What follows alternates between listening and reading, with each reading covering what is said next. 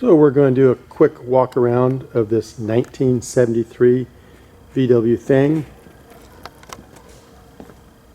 It has been converted to electric, and this is the finished vehicle.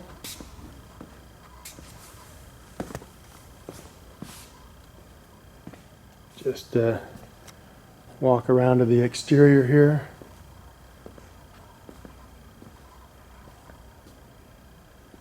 Here we give you a shot of the interior.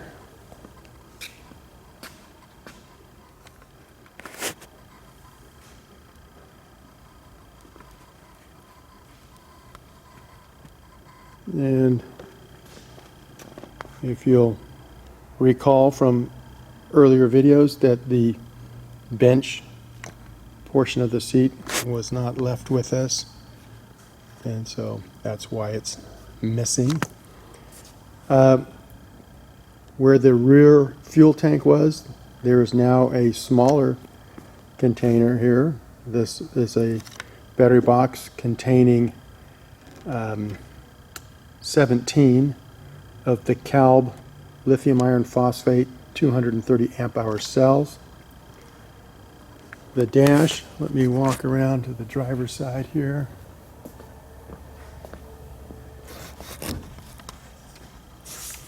In the dash we have our speedo, which doesn't work in this particular car, I found out on the test drive.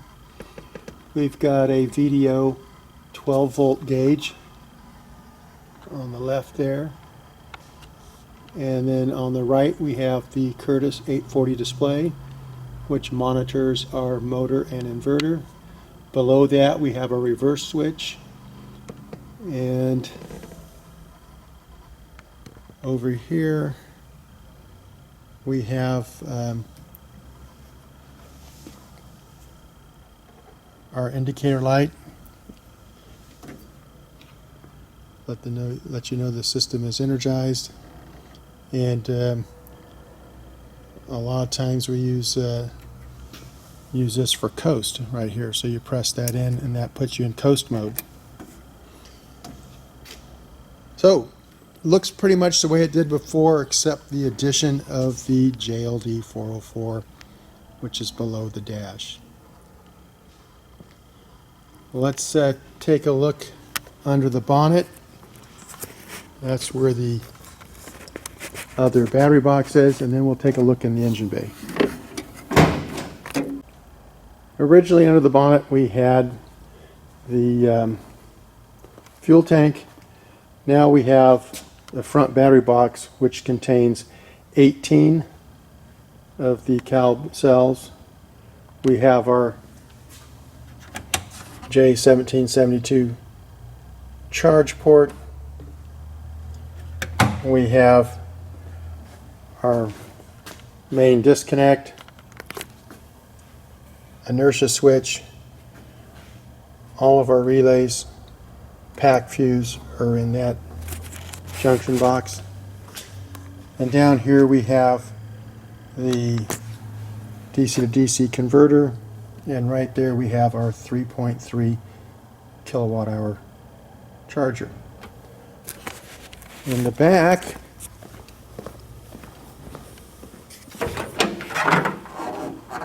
we have the AC50 from High Performance Electric Vehicle Systems, the Curtis 1238E inverter controller. We have our cooling reservoir. You have your throttle. We have our shunt, our main contactor. We have our reverse light relay, our reverse relay, our KSI relay, and some terminal strips. Everything is very easy to see, so when you go to a car show and everything, you can show all the components of the conversion.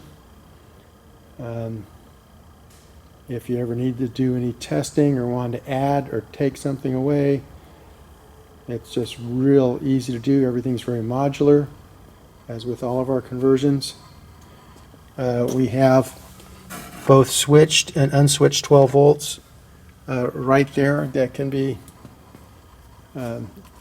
accessed if someone wanted to add some kind of accessory back here. Easy to do. Same way in the front. So that's it. You know, there's not a whole lot to a conversion. You know, conversions have 5 main components.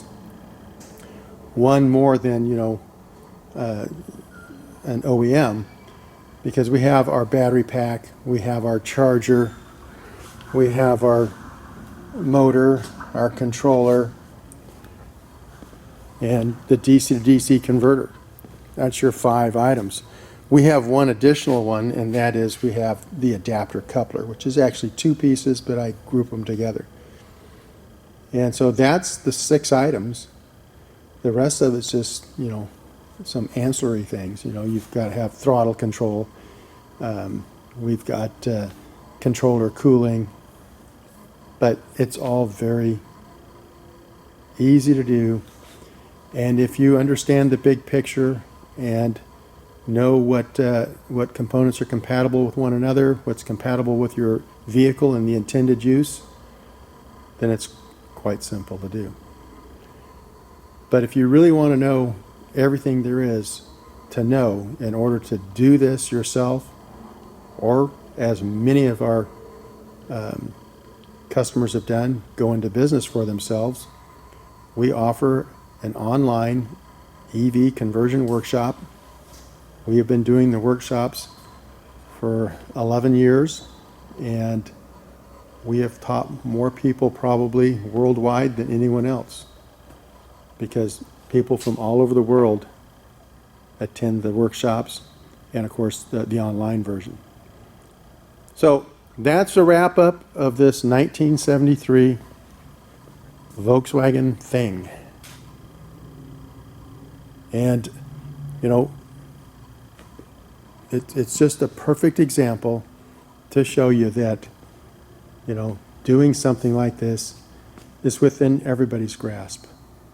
You know, a lot of the stuff you see on YouTube and the internet, it's some beautiful stuff out there, but the part they're not telling you is the price tag, what they have in it. And some of them do tell you the price tag. They'll do, you know, something similar for you, but most of those are you know, kind of a downgrade from some of the things that you see that they're showing off, the marketing type vehicle, because they're well over 6 figures in most cases. And so this is just a vehicle that somebody brought to us. It's not a restored vehicle, really. I mean, it's been repainted, and it's had some, you know, add-ons to make it a little more of a sand buggy kind of thing, you know, a little more off-road, although I wouldn't want to take this thing off-road. Not that it couldn't do it, but it's got really stiff suspension. And if you got anything like washboard or whoop-de-doos, this thing would beat the snot out of you. And of course, noisy, rattle. You'd want to take the doors off first thing, let me tell you, because they rattle and make all sorts of noise.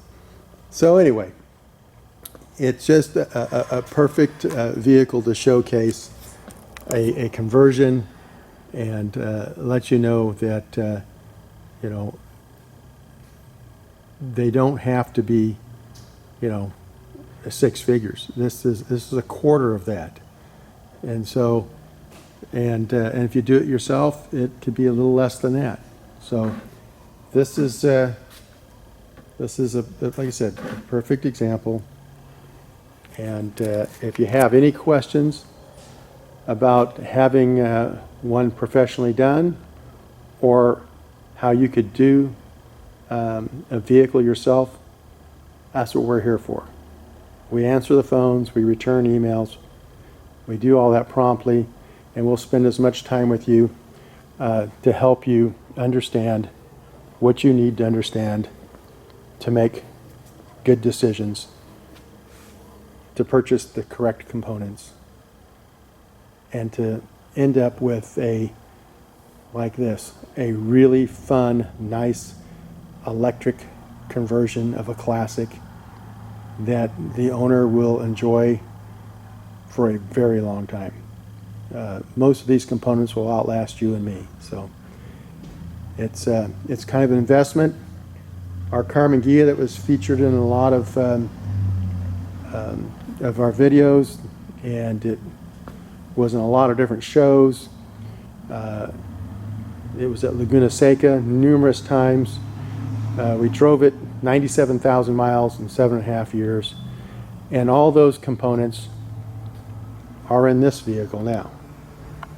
So those components live on. Just an example that, just because, we drove that thing close to 100,000 miles, those components weren't exhausted. They're still going strong in this vehicle, and it's still being driven with well over 100,000 miles on it. And so it's one of those things that, has a life as long as you want it to have.